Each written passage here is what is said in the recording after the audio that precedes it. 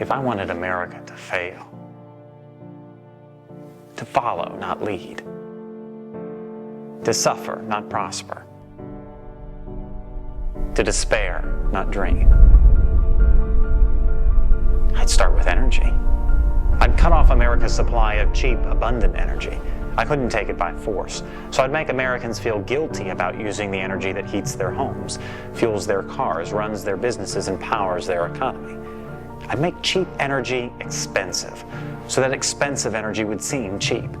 I would empower unelected bureaucrats to all but outlaw America's most abundant sources of energy. After banning its use in America, I'd make it illegal for American companies to ship it overseas. If I wanted America to fail, I'd use their schools to teach one generation of Americans that their factories and their cars will cause a new ice age, and I'd muster a straight face so I could teach the next generation that they're causing global warming. When it's cold out, I'd call it climate change instead. I'd imply that America's cities and factories could run on wind power and wishes. I'd teach children how to ignore the hypocrisy of condemning logging, mining, and farming while having roofs over their heads, heat in their homes, and food on their tables. I would never teach children that the free market is the only force in human history to uplift the poor, establish the middle class, and create lasting prosperity. Instead, I demonize prosperity itself so that they will not miss what they will never have. If I wanted America to fail, I would create countless new regulations and seldom cancel old ones that would be so complicated that only bureaucrats, lawyers, and lobbyists could understand them. That way small businesses with big ideas wouldn't stand a chance.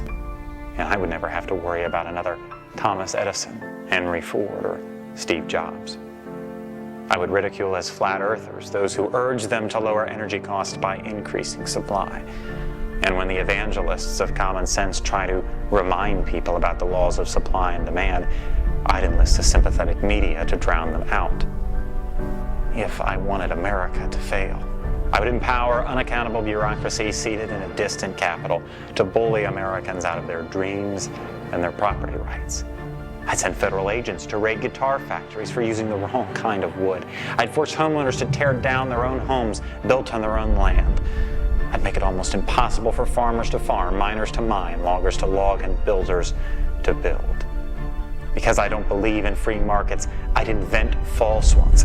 I'd devise fictitious products like carbon credits and trade them in imaginary markets. I'd convince people that this would create jobs and be good for the economy.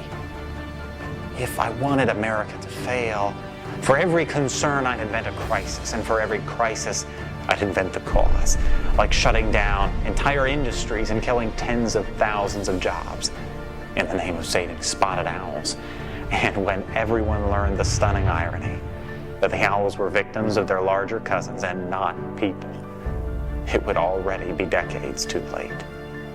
If I wanted America to fail, I'd make it easier to stop commerce than to start it, easier to kill jobs than create them, more fashionable to resent success than to seek it. When industries seek to create jobs, I'd file lawsuits to stop them, and then I'd make taxpayers pay for my lawyers. If I wanted America to fail, I would transform the environmental agenda from a document of conservation to an economic suicide pact. I would concede entire industries to our economic rivals by imposing regulations that cost trillions. I would celebrate those who preach environmental austerity in public while indulging a lavish lifestyle in private. I convince Americans that Europe has it right and that America has it wrong. If I wanted America to fail, I would prey on the goodness and the decency of ordinary Americans.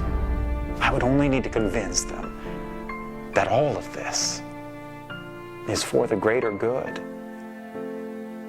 If I wanted America to fail, I suppose I wouldn't change a thing.